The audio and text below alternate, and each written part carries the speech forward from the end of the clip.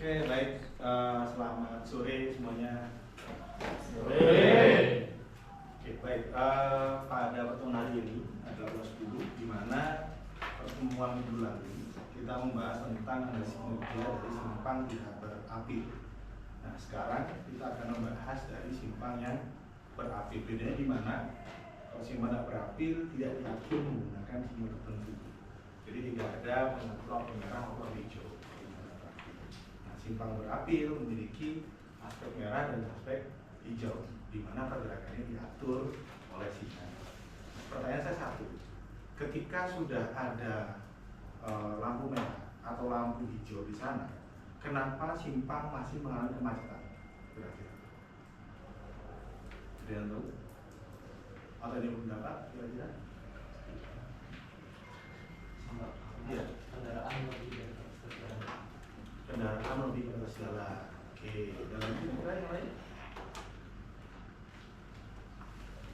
Iya, silakan. Pengaturan operasi dari simpang tersebut. Pengaturan penerima. Oke. Jadi di sini kita akan membahas bahwa dalam aturan sinyal tidak otomatis karena ada lampu hijau maka langsung otomatis itu lancar. Atau kalau kita lihat ya, apakah dengan adanya pengaturan lebar itu sudah bisa menghentikan antrian di sini. Jadi kalau kita analogikan, arus itu adalah orang yang mau melakukan layanan di loket misalnya. Artinya kendaraan adalah demand atau permintaan. Sedangkan kapasitas atau simpan itu adalah pemberi layanan atau yang tugas yang ada di loket. Ketika jumlah orang yang mengantri atau orang yang datang melebihi kemampuan maksimal layanan, maka itu suatu antrian.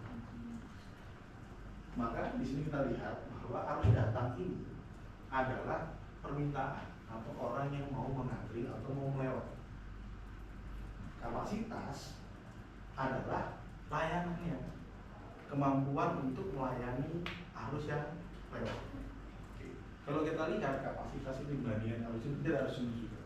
Dimana kapasitas itu kemampuan maksimal satu simpang untuk melepaskan kendaraan di waktu hijau. Sehingga arus ketika melebihi dari kemampuan simpang mengalami ke hijau, maka akan muncul antrian di persimpangan. Tapi antrian ini tidak hanya karena hijaunya saja. Ada juga antrian yang muncul akibat aspek merah. Dia datang ketika simpan dalam keadaan sinyal merah, sehingga ada antrian di sana. Tetapi antriannya yang cukup panjang atau kita bilang kondisinya sangat padat, itu berarti melebihi dari kemampuan simpan untuk melepaskan kendaraan. Oke, pada pertemuan ini secara umum ini adalah target yang kita penuhi. Jadi setelah kita selesai mata kuliah ini, ada 4 kemampuan yang diberikan kepada semua. Yang pertama adalah menyiapkan input. Jadi dalam analisis kinerja simpang berapil ada yang namanya input atau data yang kita masukkan untuk menghitung kinerja. Yang pertama adalah tipe pendekatan. Apakah dia terlindungi atau dia terlawan? Tidak hanya masalah fase, tetapi juga terkait dengan tipe pergerakannya. Jadi terlindung ini artinya gerakannya tidak berkonflik dengan arus dari lengan yang berseberangan, tentunya selatan dan utara. Tetapi kalau dia terlawan, artinya arus pergerakannya terjadi konflik antara lengan yang berseberangan. Yang berikutnya adalah kita lihat dari level efektif, ya, arus dan juga waktu sinyal existing. Sekali lagi, kita belum bicara mengenai pengaturan apilnya atau level sinyalnya, tapi masih menggunakan waktu siklus atau hijau existing terpasang di apil. Sehingga kita melihat bagaimana kinerjanya dari pengaturan yang dilakukan secara existing, apakah sudah efektif atau tidak. Yang kedua adalah mampu menghitung, ya, mulai dari arus jenuh dasar. Ya, arus jenuh dasar itu adalah kemampuan maksimal simpang dalam melepaskan kendaraan. Bedanya apa dengan kapasitas? Dalam kondisi yang sangat ideal. Ya, karena nanti ada beberapa faktor yang mengurangi kemampuannya dari kondisi dasar atau kondisi ideal. Ya. Setelah dikalikan faktor koreksi tadi itu, maka menjadi arus jenuh. Kalau ini J0 arus jenuh dasar, J adalah arus jenuh. Ini juga belum disebut kapasitas, karena ini adalah kemampuan pelepasan kendaraan maksimum di waktu hijau dalam kondisi waktu siklus yang sangat optimal. Ya, sedangkan pelepasan kendaraan di simpang akan sangat dibatasi oleh waktu hijau yang disediakan. Ya, rasio hijaunya makin kecil, maka pelepasan akan semakin sedikit. Nah, batasannya setelah dibatasi oleh waktu hijau tadi menjadi kapasitas, di mana salah satu kinerjanya adalah menggunakan derajat kejenuhan di tiap pendekat atau rasio dari volume kendaraan arus dibandingkan dengan kapasitas pendekat. Ini sama seperti yang kemarin kita bicara tentang simpang bersinyal. Bedanya adalah DJ simpang tidak bersinyal tidak berapil adalah satu simpang, sedangkan kalau DJ-nya simpang berapil adalah dia pendekat. Berikutnya dari sana baru kita hitung dampaknya. Kondisi operasional seperti apa? Dilihat dari yang pertama adalah MQ atau antrian, jumlah kendaraan yang mengantri. Kemudian kita baru lihat berapa panjang antriannya, kemudian berapa kendaraan yang berhenti, baru kita bicara tundaan. Dimana tundaan ini, kalau kita bilang kinerja ya, ada tundaan tidak lengan dan tundaan persimpangan. Dimana di PM 96 tahun 2015 menggunakan tundaan persimpangan sebagai tolak ukur level of service atau tingkat pelayanan persimpangan. Kemudian baru kita analisis nih, bagaimana level service-nya, mana pendekat yang kritis, dan apa penyebabnya. Sebagai titik awal kita perlu tahu dulu kinerja yang muncul kira-kira karena apa gitu. Empat ini yang akan kita selesaikan di pertemuan ini, sehingga setelah pertemuan ini teman-teman bisa menentukan kinerja atau service dari masing-masing persimpangan. Yang nantinya pertemuan berikutnya kita akan membahas mengenai bagaimana kita mengatur waktu sinyal yang ini. Ada pertanyaan di sini kira-kira? Oke, kita lanjutkan. Secara umum ini rantai dalam analisis PKJI ya. Jadi dasar kita dalam analisis ini menggunakan PKJI tahun 2003. Sama, kalau sebelumnya kita menggunakan PKJI juga untuk simpang tidak berapi. Secara umum ini rantainya, di mana kita input dulu data geometri, arus dan isyaratnya atau berapa waktu siklus yang ada di sana. Geometri ini adalah input yang menggunakan 1 km sama, mulai dari lebar efektif, kemudian jarak parkir dan sebagainya untuk 1 meter. Ya, di mana ini akan membentuk arus jenuh yang disesuaikan, yaitu arus jenuh dasar, jika faktor koreksinya atau faktor pengubahnya dari kondisi dasarnya atau kondisi idealnya menjadi arus jenuh sesuai dengan kondisi di lapangan atau kondisi sesuai dengan lokasi studi kita. Yang berikutnya kita akan menjadikan kapasitas dengan mengalihkan dengan rasio waktu hijau dan terhadap kejenuhan. Ini adalah beban dibandingkan kapasitas. Berapa beban layanan yang dibutuhkan dan berapa beban layanan yang mampu ditanggung oleh persimpangan. Ya. Ini juga awal juga bahwa menekan bahwa kapan sih simpang ini butuh perbaikan. Kemudian kita masuk ke jumlah dan panjang antrian. Ini menyatakan berapa antrian yang ada di sana, kendaraan, kemudian berapa panjang antrian. Yang berikutnya kita akan lihat berapa kali kendaraan itu berhenti atau rasio kendaraan berhenti. Terakhir kita menentukan tundaan di persimpangan yang terdiri dari tundaan lalu lintas dan tundaan geometri. Sama seperti simpang tidak berapil. Nah, bedanya adalah simpang tidak berapil langsung ketemu satu. Ya, dan yang pun berbedanya adalah kalau tidak berapil adanya peluang antrian. Ya, sekian sekian kira-kira peluang. Tapi di simpang apil ada tundaan di sana. Dan dilihatnya adalah keluar waktunya perlengan dan kita cari untuk melihat tundaan per simpang. Oke. Kemudian ini adalah input ya. Yang pertama kalau kita lihat di sini, kita harus lihat dulu bagaimana input yang dimasukkan. Pertama geometri, Ya, data minimumnya paling tidak kita tahu berapa lebarnya, berapa lebar masuknya, berapa lebar keluar dan lebar efektif. Nah ini berbeda. Jadi mulai lebar, lebar masuk, lebar dan lebar efektif, semua yang di sini ini menggunakan satuan meter sama. Ditentukan menggunakan survei dengan plus minus. Hati-hati, kadang jadi masalahnya adalah kekeliruan dari penentuan lebar efektif. Banyak yang salah kaprah menganggap lebar simpang sebagai lebar efektif. Nanti akan saya jelaskan seperti apa itu lebar efektif. Kemudian input dari lalu lintasnya, kita lihat dari jumlah kendaraan yang lintas. Kesalahan paling banyak terjadi adalah surveinya tidak mengklasifikasikan jenis kendaraan. Secara umum teman-teman semester lalu sudah belajar. Oke, ini konsep dari SMPG bahwa kalau tadi bilang ada dua tipe ya, perlindungan lawan simpang, maka menghasilkan faktor koreksi berbeda. Oke, ini contoh karena di dalam PKJI jumlah arus itu juga akan mempengaruhi faktor koreksi atau faktor IMP-nya di sana. Contoh, kalau di bawah 1500 akan memiliki faktor IMP yang berbeda. Di atas 1500 akan memiliki faktor IMP yang berbeda lagi. Di sini ada yang menarik teman-teman, khususnya di sepeda motor. Terlihat pelindung IM-nya 0,15, sedangkan terlawan 0,40. Sama-sama motor, tapi dengan tipe pengatur berbeda menghasilkan IMP yang berbeda. Secara umum, problemnya adalah saat bentuknya pelindung, maka manuver kendaraan atau manuver motor cenderung lebih bebas.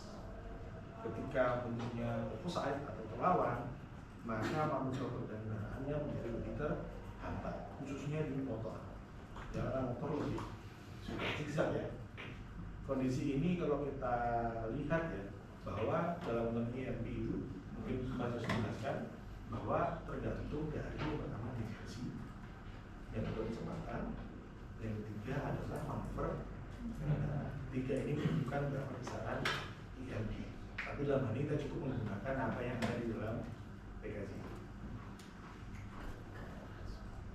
Oke, ini diberikan ya, mulai yang protected hingga yang opposite atau lawan ya, pelindung di mana kita lihat di sini ini gambaran jalan satu arah, artinya semua pelepasannya tidak terganggu oleh arus depan ya. Atau ini di fase yang sama tetapi tidak ada arus belok kanan dari selatan maupun dari utara, sehingga arus lurus dan arus belok kiri itu tidak terganggu oleh arus dari lengan yang berlawanan, maka dianggap sebagai pelindung ya. Atau seperti ini simpang 4 dengan 4 fase, artinya memiliki pelepasan berbeda-beda. Selatan lepas sendiri sehingga dia tidak terganggu oleh arus dari utara, selatan maupun berbeda dengan gulungan terlawan. Terlihat bahwa pelepasan di utara dan selatan, arus belok kanan akan berkonflik dengan arus yang lurus ya, baik dari selatan maupun dari utara. Atau yang ini, yang utara tidak ada belok kanan, tetapi belok dari selatan juga berkonflik dengan arus lurus dari arah utara dan sebaliknya. Maka ini yang di sini dianggap sebagai simpang dengan pengaturan terlindung atau protected, yang di bawah sini sebagai simpang terlawan, arusnya terlawan. Ya. Oke, ada pertanyaan kira-kira teman-teman di sini? Cukup? Cukup Pak? Oke. Oke, ini lebar efektif teman-teman, jadi hati-hati. Jadi L ini adalah lebar total. Kebanyakan orang salah kaprah di sini. Banyak kemarin satunya adalah saat ujian ternyata menganggap ini kebetulan ada medianya ya, digambar simpang seperti ini, jadi gambarnya total.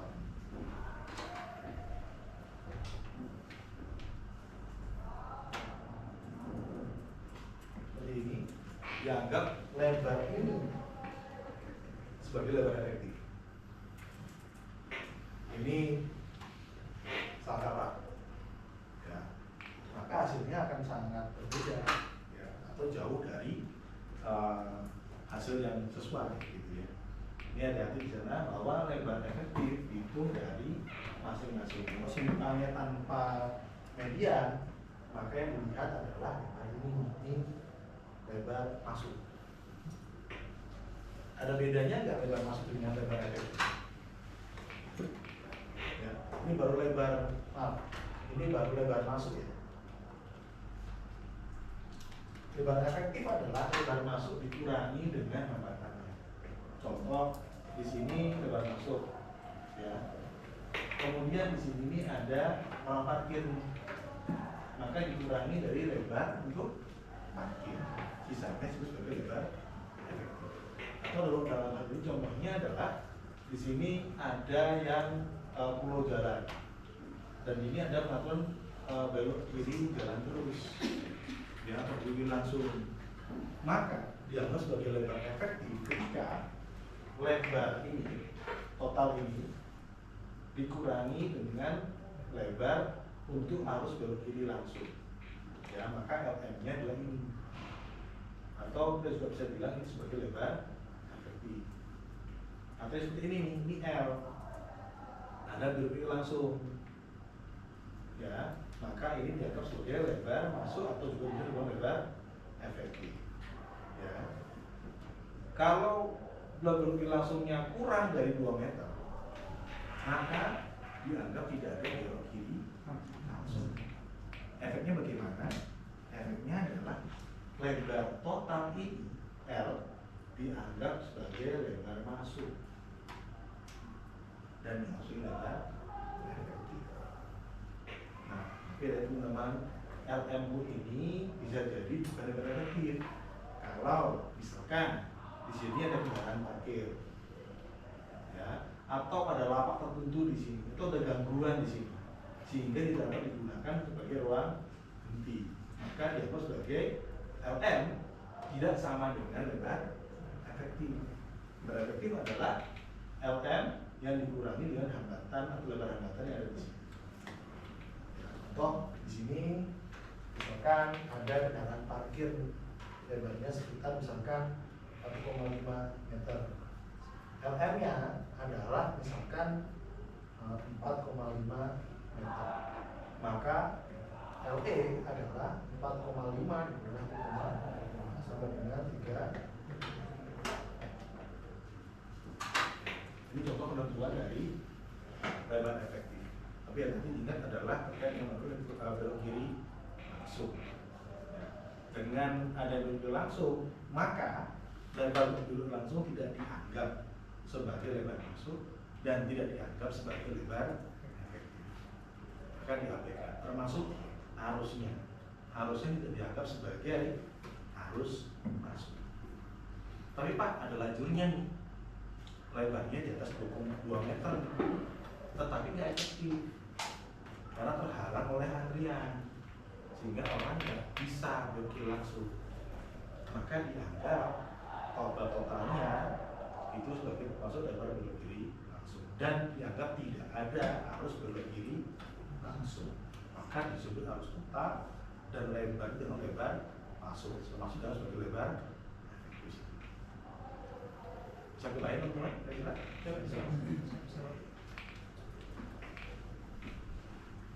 Ini rumus arus jenuh, ya. Jadi kalau saya bilang ya, arus jenuh dasar adalah kondisi ideal sebelum ditambah faktor koreksinya, atau kondisi paling ideal, dan arus jenuh adalah kondisi setelah melihat kondisi geometri maupun lingkungan di sana. Jadi arus jenuh, arus maksimal di kondisi setelah ada gangguan. Yang pertama, kalau kita lagi protected gampang, jadi 600 dikalikan lebar efektif. Jadi kalau kita asumsikan LE-nya 6 meter, maka 600 dikalikan 6, ketinggiannya adalah 3.600. Ini belum kapasitas, ya. Dan J pun masih harus dikoreksi, ya, dikalikan dengan faktor koreksinya, lalu dikali rasio hijau, sehingga menjadi kapasitas. Ini baru adalah kemampuan pelepasan ideal dari simpang sebelum dikurangi dengan kondisi existing.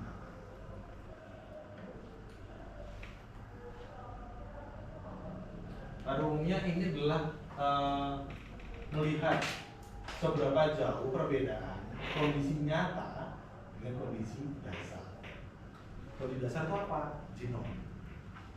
Genom adalah kondisi dasar ideal. Ya, kemudian akan dilihat kondisi kenyataan di lapangan, di mana itu akan melihat arus jenuh sesuai dengan kenyataan di lapangan itu berapa dengan cara dikalikan dengan faktor kondisi.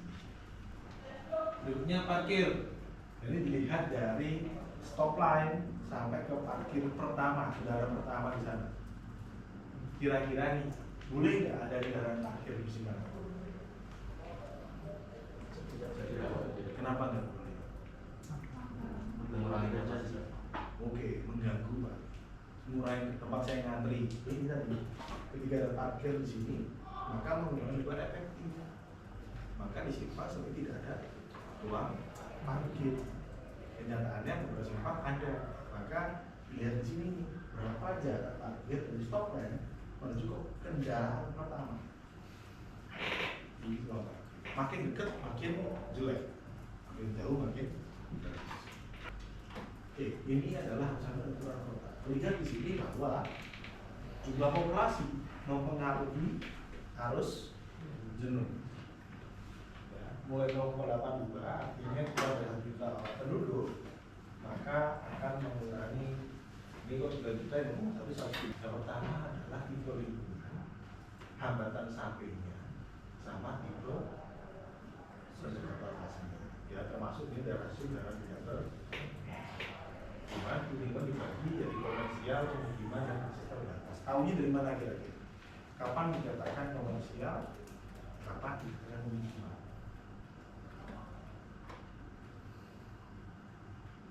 Kalau komersial mungkin di daerah mananya itu ada banyak orang berjual di tempat pemukiman, nanti rumah-rumah.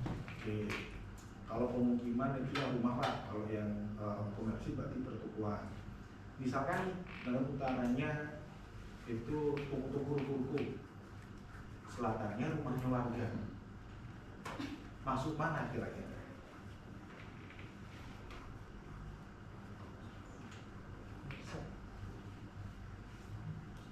Masuk mana kira-kira? Masuk komersial atau masuk pemukiman? Ya, Tergantung mana yang lebih mempengaruhi dari semua. tergantung mana lebih mempengaruhi. Ada lagi kira-kira?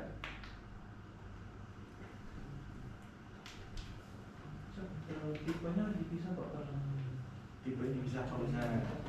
Oke, ada lagi teman-teman? Kira-kira? Jadi perhitungan ini adalah menggunakan perungan, sehingga faktor koreksi yang kita gunakan bisa kita gunakan di perungan. Anggaplah Mas Selatan itu dominannya adalah pemukiman, rumah-rumah, maka kita anggap sebagai pemukiman atau ya. Dimana arus jenuh tadi belum di kapasitas. Jadi kapasitas ketika akhirnya dikalikan dengan waktu hijau per siklus, ya, atau sebagai kita bilang sebagai rasio waktu hijau atau RH, rasio hijau. Contohnya adalah pertamanya siklus 90 detik, kemudian hijaunya ada 30 detik, maka rasio hijaunya adalah 30 per 9. Maka ini adalah rasio hijau. Kalau J-nya nilainya 3221 cm per jam, maka Q-nya adalah 3221 dikalikan 0,333 menjadi 1074 cm per jam. Jadi arus jenuh, kemampuan kondisi ideal untuk kendaraan, kapasitas maksimum di saat hijau. Jadi diatur kembali batasan berupa waktu hijau. Dan tanya sini teman-teman. Pak, ya, kalau misalnya penentuan arus jenuh dasarnya, arus jenuh dasar itu misalnya tipe terlawannya kayak grafik Pak. Betul. Di PKJI kan cuma sampai 3 meter Pak. Jadi misalnya berefektif di satu lengan itu di bawah 3 meter gimana? Oke Pak, gimana kalau di bawah 3 meter? Maka kita pakai 3 meter. Karena sejujurnya lebar lajur minimum itu 3 meter. Ya. Kemudian lebar lajur ideal itu di 3,5 meter sebenarnya. Tapi yang di lapangan memang ada beberapa simpang yang lebarnya cuma 2,5 meter. Itu kondisi tidak ideal. Ya. Maka kita gunakan masih di 3 meter. Nanti kita gunakan faktor koreksinya di sana, ada samping dan sebagainya. Itu kira-kira. Dan hati-hati di grafik untuk yang tipenya opposite itu ada 2 tipe ya, ada 2 tipe opposite ya, dengan belok kanan terpisah dan tanpa belok kanan terpisah. Pada umumnya kita gunakannya belok kanan tanpa pemisah. Pemisah itu media. Ada lagi tanya kira-kira? Arus per kapasitas, dimana thresholdnya ada 0,85 dianggap tidak luas. Ketika ada 0,5 maka simpang dianggap sudah ada gangguan dan sudah harus adanya intervensi di sana atau perbaikan. Di bawah 0,5 dianggap masih bisa dipertahankan. Tapi ingat ini bukan kinerja satunya, tetap harus bisa tunggaan dan panjang antrian. DJ hanya digunakan sebagai indikator awal dalam perencanaan. Oke, ini antrian ya, di mana NQ1 dan NQ2. Apa sih NQ2? NQ1 adalah kendaraan yang tersisa atau yang belum dapat layanan dari fase sebelumnya. Ibaratnya adalah kalau gelombang 1, motor 1 kalian nanti di loket, sudah waktunya istirahat makan siang, kalian belum dilayani. Akhirnya masuk ke kloter kedua, kan itu kloter kedua. Itulah NQ1. Tetapi ketika DJ-nya di bawah 0,5, maka NQ1 dianggap 0 atau tidak ada. Langsung masuk NQ2 atau 6.2 adalah jumlah kendaraan yang baru datang saat fase merah. Ya, NQ1 ada yang tertinggal di bentuk merah sebelumnya, saat hijau masih belum bisa keluar. Kalau NQ2 yang baru datang saat merah.